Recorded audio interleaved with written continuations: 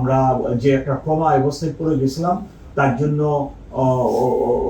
আমরা ঐকান্তিকভাবে চেষ্টা করেছি এবং এই 4-5 মাস পরে এখন আমার অফিসারদের মনোবল অনেক ভালো, কোনো সমস্যা নেই ইনশাআল্লাহ। শব্দ দূষণ ঘটতে পারে, যেখানে পটকা ফোটানো, আতশবাজি ফোটানো, আমি বারবার শব্দগুলো উচ্চারণ করছি, এগুলো থেকে বিরত থাকতেই হবে, আমরা বিরত রাখবো।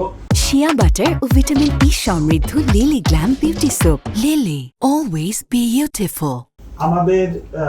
আমার পুলিশ অফিসারদের যে উনি বলতেছেন যে মনোবলের ঘাটতি আছে, সেটা আমরা উতরাই উঠেছি। আমার অফিসারের মনোবলের আর এখন কোনো ঘাটতি নেই, আমরা পূর্ব অবস্থায় ফেরত গেছি এবং আমাদের কোনো সমস্যা নেই। আমরা যে একটা ট্রমা অবস্থায় পড়ে গেছিলাম তার জন্য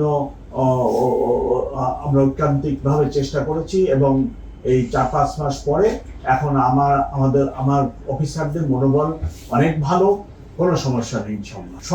সবার সহযোগিতা লাগবে, 2 থেকে 2.5 কোটি লোকের শহর, আপনাদের জানা আছে। এখানে পুলিশের স্বল্পতা আছে, লজিস্টিকের স্বল্পতা আছে, নানাবিধ বিষয় আছে।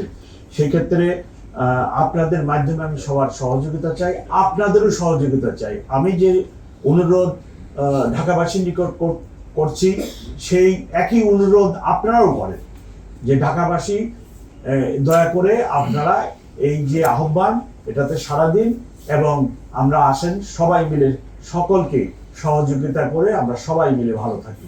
যারা এই শব্দ দূষণের কারণে আতঙ্কিত হয়ে ওঠেন, তাদের ব্যাধির মাত্রা বেড়ে যায়, তারপরে যানবাহন চালিয়ে যাওয়া, উচ্চস্বরে দেখবেন যে এত জোরে শব্দ করে যানবাহন চালিয়ে যায়, যেটি আমাদের জন্য খুবই ক্ষতির কারণ হয়ে দাঁড়ায়, আতঙ্কের কারণ হয়ে দাঁড়ায়।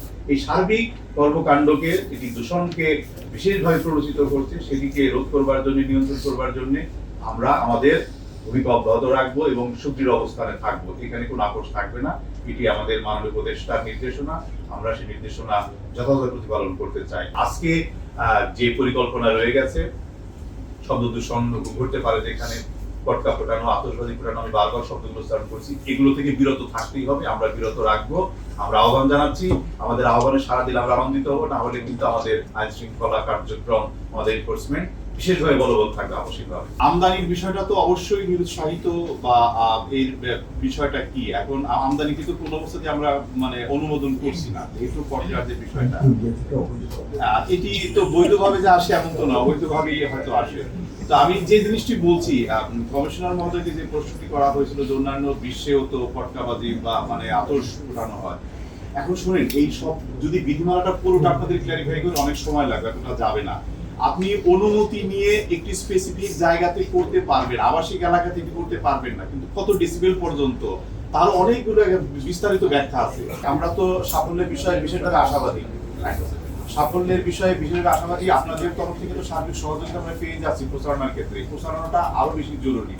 এখন শুনেন, এই একটা হলিস্টিক কাজ, এখানে এককভাবে পরিবেশ, বন, জলবায়ু পরিবর্তন মন্ত্রণালয় কিংবা ডিএনপি কিংবা অমুক ডিপার্টমেন্টের সমাজের সর্বস্তরের মানুষের এই ইনসিডেন্টাল একটি বিষয় বলি, যে আপনাদের পলিথিন শপিং ব্যাগের ব্যবহার বন্ধ নিয়েও আমি ব্যক্তিগতভাবে এবং আমার টিম নিয়ে কাজের সঙ্গে যুক্ত, আপনারা বিভিন্ন সময় থাকেন, এটা নিয়েও সাফল্যের পার্সেন্টেজ ধরে বলতে পারবো না, কিন্তু সাফল্য অনেকটা এসেছে।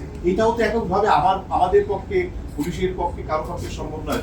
সামগ্রিক জনসচেতনতা সৃষ্টি হলে, আবার এরকমও বলা হয় যে পলিথিনের ভালো দিকও আছে, অনেকেই বলে। এখন ভালো দিক মন্দ দিক ওভাবে একেবারে আর্গুমেন্টেটিভ হইতে না বললেও এর ক্ষতিটি আমাদের কাছে এখন সুস্পষ্ট।